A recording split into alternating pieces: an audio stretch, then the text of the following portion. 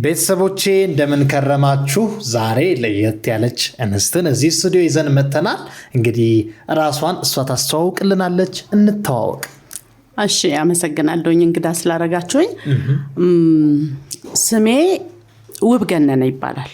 ውብገነነ፣ እንኳን ደህና መጣሽ። እንኳን ደህና ቆየኝ። ያው ስሜ መጀመሪያ ውብገነነ አልነበረም።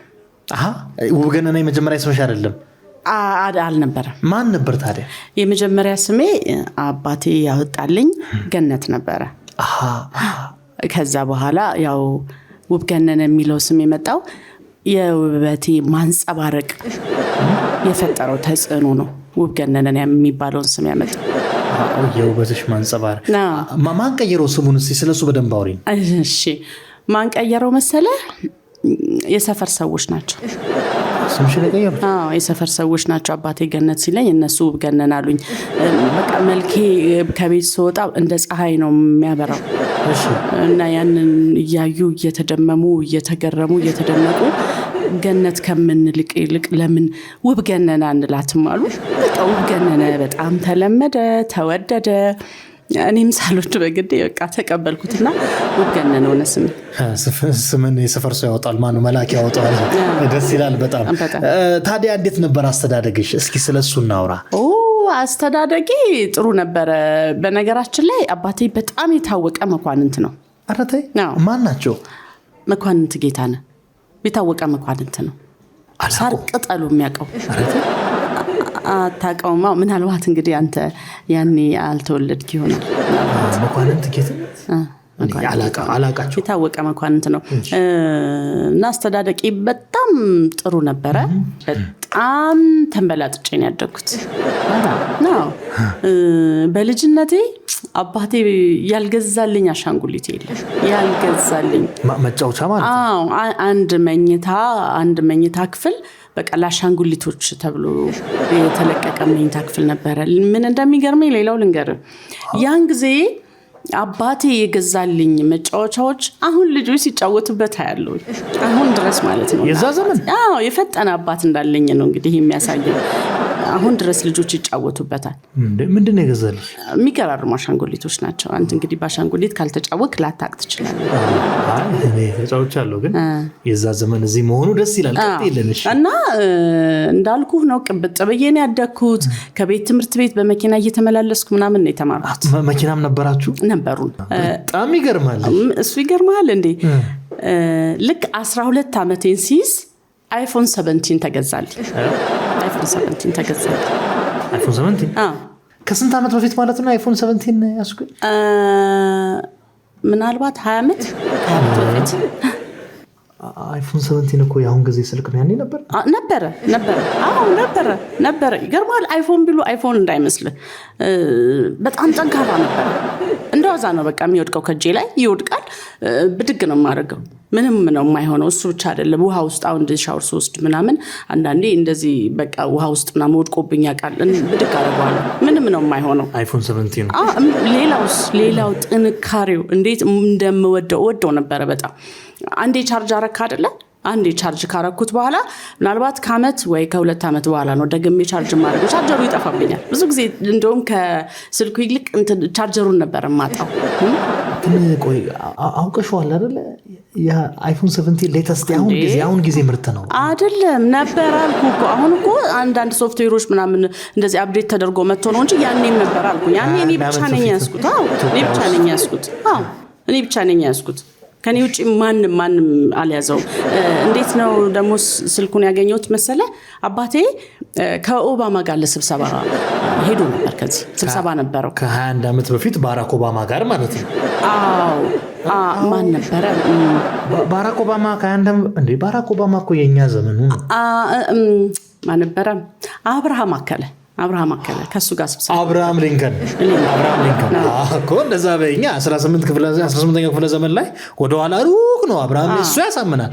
አይፎን ያኔ ነበረው የሚለው ግን እንጃ ነበረ መቼ ምን ያደለ ያስኩት። አንቺም ነበርሽ አብርሃም ሊንከን ጋር? ስልኩ ላይ ነበርኩ። እና ምርጥ ስልክ ነበረ ለማለት ፈልጌ ነው። ግን አሁን ስልኩ ካለ እኮ ኤግዚቢሽን ነው መግባት ያለበት። አሁንማ የለም። ይገርምሃል የሆነ ጊዜ እንደዚህ ስልኩን ይዤ ወደ ቤት እየገባሁኝ አንድ ትልቅ ወጥምሻ ጎረምሳ ተከተለኝ በቃ ልቤ መታ ነው የምልህ አጠገቤ ሲደርስ እጄን እንደዚህ ከሚይዘኝ ብዬ ራሴን ወርወር አድርጌ አቀበልኩት። ይዞት ሄደ። አይ ጥሩ ነው። መቼም እንግዲህ ከዛሬ 21 ዓመት በፊት አይፎን 17 ካሽ ብዙ ታሪኮች አሉሽ ብዬ አስባለሁ። እስኪ አጫውቺኝ ሌሎችም። ያው እንግዲህ በጣም እንደነገርኩ ተሞላቀቄን ያደኩት ብያለሁ። ዋው ይገርምሃል ሰፈር ውስጥ አይደለም ምናልባት ሀገር ውስጥ ራሱ በጣም ጥቂት ቴሌቪዥኖች ሊኖሩ ይችላሉ ብዬ ነው የማስበው በዛ ጊዜና እኛ ቤት በቃ ከዚህ እዛ ድረስ የሚደርስ በጣም ሰፊ ስክሪን ያለው ቴሌቪዥን ነበር እኛ ቤት። እኛ ቤት እንደሱ ነበርና ብዙ ጊዜ ሲከፈት ሙሉ የሰፈር ሰው በርቀት ከግቢ ውጪ ሆነው በሱ ነበር እኛ ቤት ነበር የሚከታተሉት። ቤት አይገቡም በርቀት ሆነ ሙሉ የሰፈር ሰው። ማታ ደግሞ መብራት እንዳይመስል በቃ ቴሌቪዥኑ ሲከፈት ለሰፈሩ ሰው እንዳለ ብርሃን ይሰጣል ያንጸባርቅ ነበር።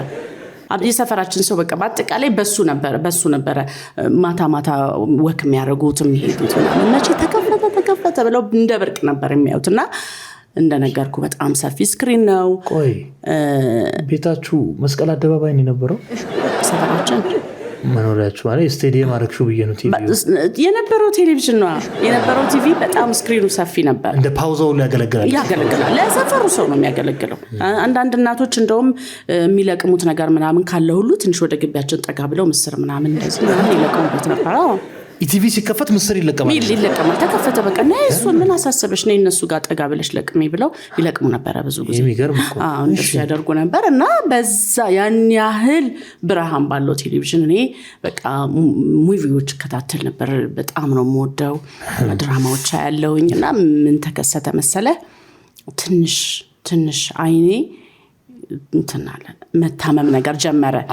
ብርሃኑ ከፍተኛ ስለሆነ በነገራችን ላይ ስለ አይኔ ሳወራ ሌላ የምነግርህ ነገር ተማሪ ያለውኝ እንደዚህ በጣም ብዙ እንዲህ አይኔን ዲቪጌ አላይም ነበር።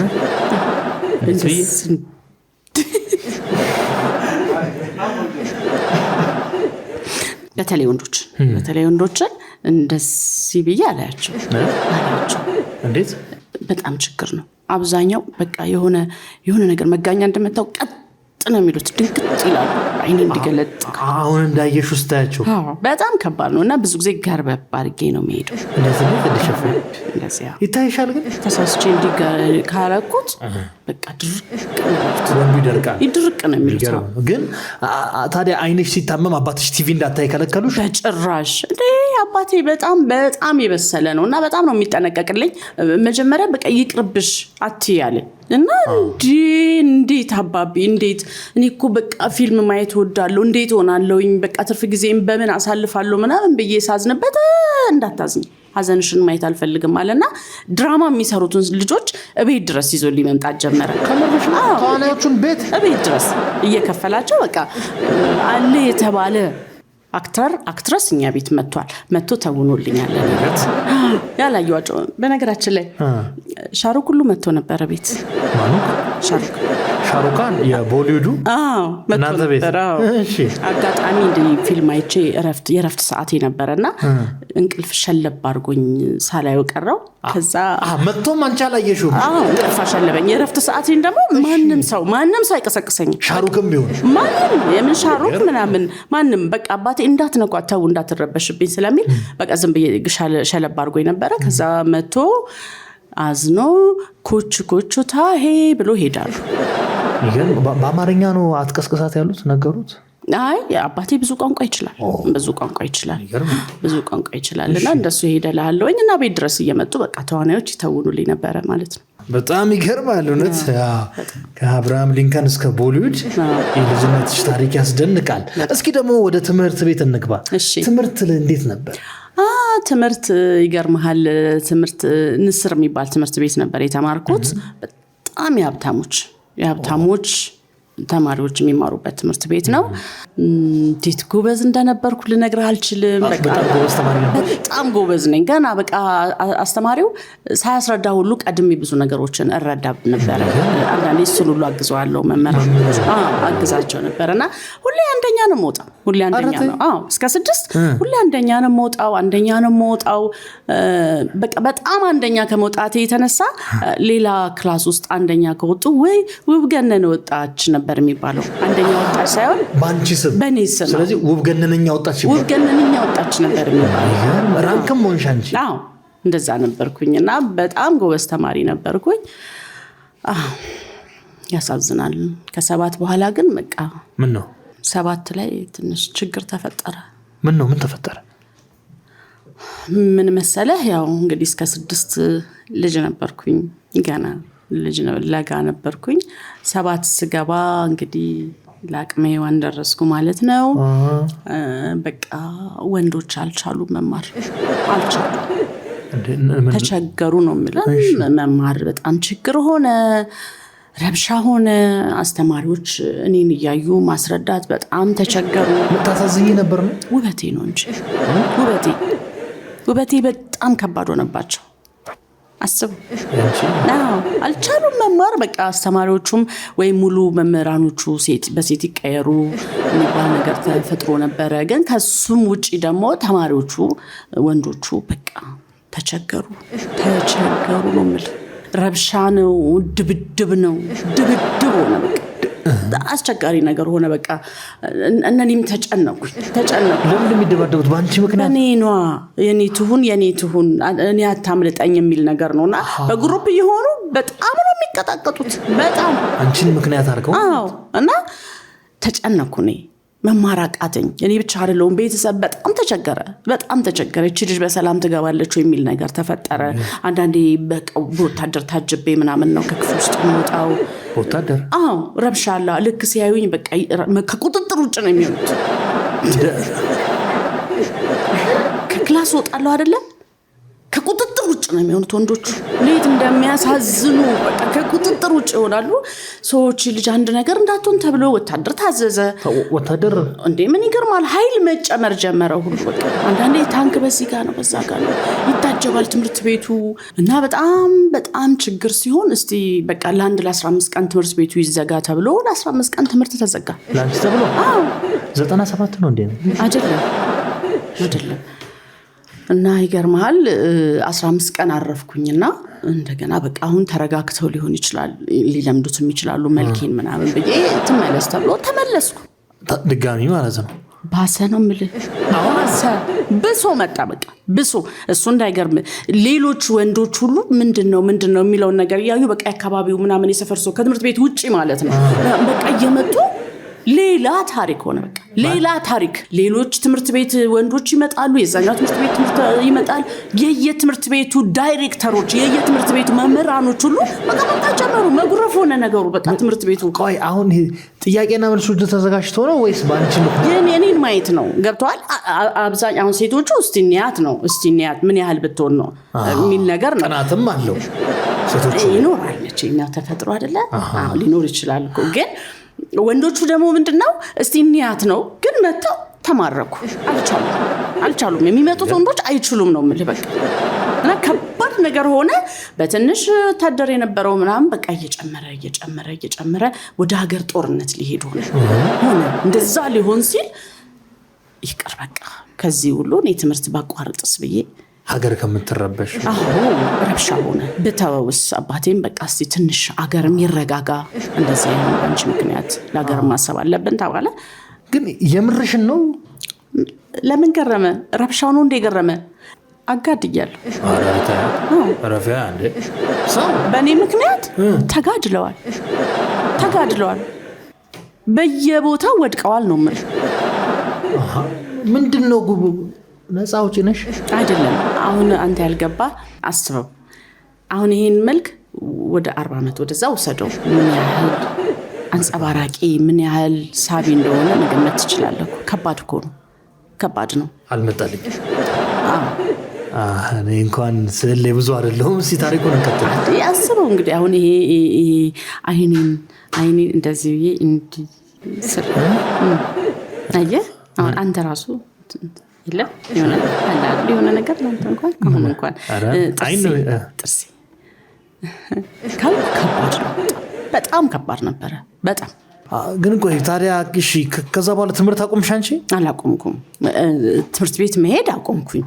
በዚሁ ምክንያት? አዎ በዚሁ ምክንያት ትምህርት ቤት መሄድ አቆምኩኝና አባቴ እኔ ያለው ክንዴን ሳልንተራስ ምንም አታስብ ያለና ትምህርት ቤት መለሱሽ? አይደለም በጣም በቃ አሉ የተባሉ ጥሩ መምህራኖችን እየከፈለ እቤት ድረስ መጥተው እንዲያስተምሩኝ ያደረገ ዳይሬክተርም እዛው ቀጠረ። ቤታችሁ ውስጥ ዳይሬክተር? አዎ የሚገርም አሁንም አንደኛ ነው የምወጣው። ብቻሽን ተመለሽ? አንደኛ ነው የምወጣው። በጣም ጎበዝ ተማሪ ነበርኩኝ እና እንደዛ ነበር እላለሁ። ይገርማል በቃ በውበቴ ምክንያት በጣም ብዙ ፈተና ነበር የደረሰብን። በጣም ነበር የተቸገርነው። እኔ ብቻ አይደለሁም ቤተሰቦቼ በጣም ተፈተኑ። ከዛ እስቲ በቃ ሰፈር ቀየር እንዳደርግ ተባለና ራቅ ወዳለ ሰፈር ሄድን። በውበትሽ ምክንያት? አዎ እዛ ሄድን። እዛ ጥሩ እየኖርን ምን ነው አንድ ልጅ ደግሞ አፈቀረኝ። አዲስ የገባችሁበት ሰፈር? እሺ አፈቀረኝ። በቃ በጣም ተቸገረ። ቢነገረው የሚሰማ አይነት አይደለም። በዛ ላይ ምን አይነት ልጅ እንደሆነ ታውቃለህ? በጣም ወንድ ነው። ቦክሰኛ ነው። እንደዚህ ውሹ ምናምን እንትን የሚል ልጅ ነው። ደረታም አይነት ነው። በጣም በቃ አለ የተባለ ልጅ ነው። ሰፈሩን አንቀጥቅጦ የሚይዝ ልጅ ነው። እና በቃ ከሱ ጋር እንዴት ልፋታ?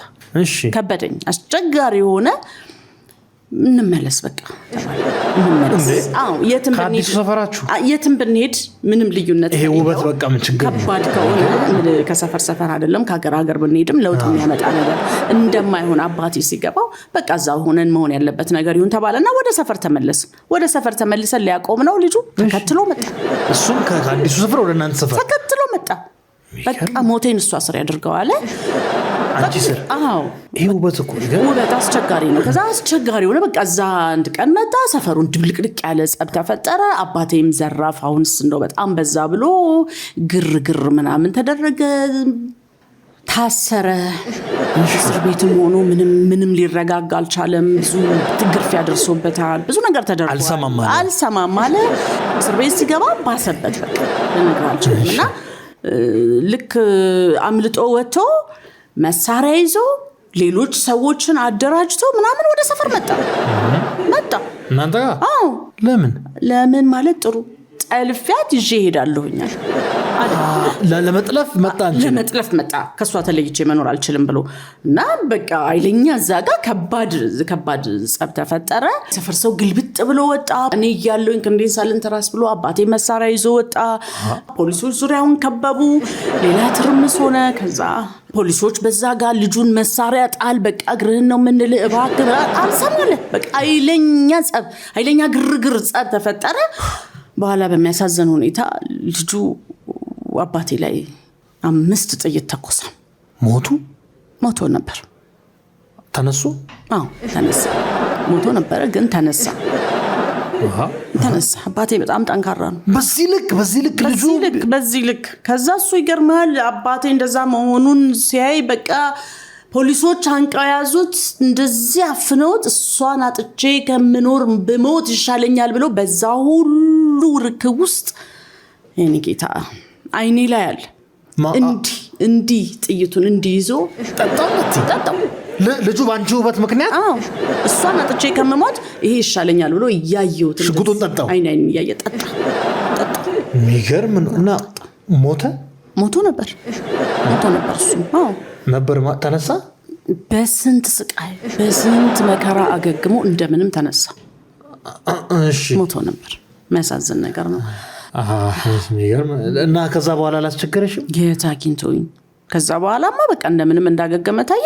እድሜ ልክ ተፈረደበት። ጠጥቶ ማገገሙ ግን ይገርማል።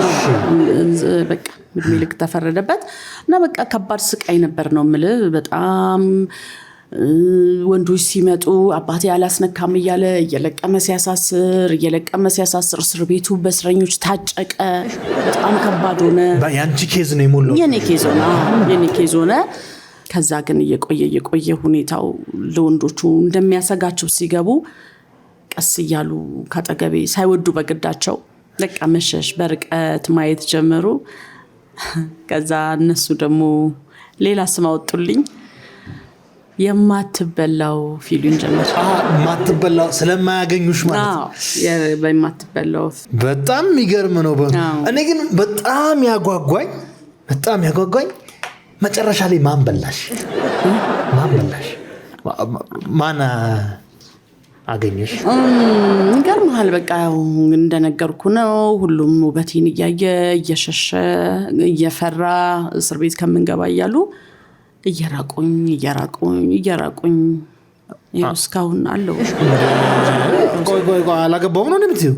አላገባውም። ውበት ያስቸጋሪ። ቀለበት ምንድን ነው? ይሄ ምንድነው መሰለ ብዙ ሰዎች እንደዚህ እንዳው እንዳንተ ይጠይቁኛል። ይሄንን መልክ ይዘሽ ይሄን ውበት ይዘሽ እንዴት አላገባሽም ምናምን ሲሉኝ ለሞራሊዝም ብዬ እቤት ማደርገው ነበረ። እንደውም አስታወስከኝ። ቆይ ላውልቀው። ለሞራሏ ነው። እኔ ምን ኤዲቲንግ ላይ እንደዚህ ማጥፋት አይቻልም። ቅድም ነገር ነበር። አይቻልም። ዞሮ ያው በዚህ አጋጣሚ በቃ አላገባውም። እኔ ለሞራል ብዬ ያደረኩት ነገር ነው እንጂ አላገባውም። አይዞሽ ገና ነሽ እኮ እንደዚህ መሆን የለብሽም። ገና ነው ይሄ ውበት ገና ነው አይደለ? እሱማ ገና ነኝ። ያው እንደው ካለው ነገር ነው እንጂ ገና 30 ነኝ እኮ ገና ነኝ። ባልካጡ ነው 30 እንዴ አጥቻ አይደለም አልኩ እኮ። ምን አይነት ንግግር ነው የምትናገረው?